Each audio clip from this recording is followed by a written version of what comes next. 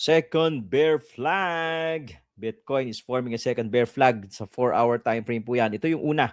Ito yung kahapon. Tumulak pababa. Sinalo tayo ng support. Tumagos ng konti. Pero binalik din tayo dun sa support area. Nag-act as support yung bear flag natin sa weekly time frame, yung trend line na yan. Pakita muna natin yung bear flag sa weekly time frame.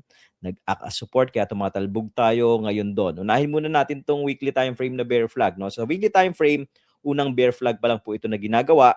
So since this is a weekly time frame, it may take probably a few more days or weeks bago natin makita kung babasag ba ito pataas or babasag ito pababa.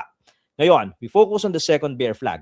Second bear flag has a 50-50 chance of breaking to the upside and breaking to the downside. Yung first bear flag, medyo mataas yun, 70%.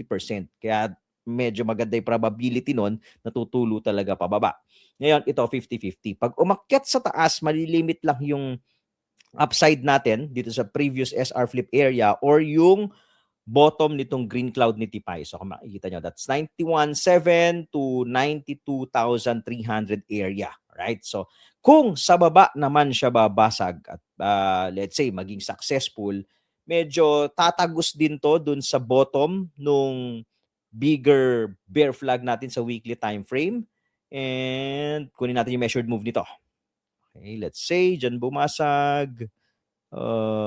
Kunin natin to. Pwedeng 84. Let's see. Ayun, may tatamaan nga. Pwedeng bumalik sa 84,000 sa 4-hour time frame. So let's see kung today ba or tomorrow babasag na yan.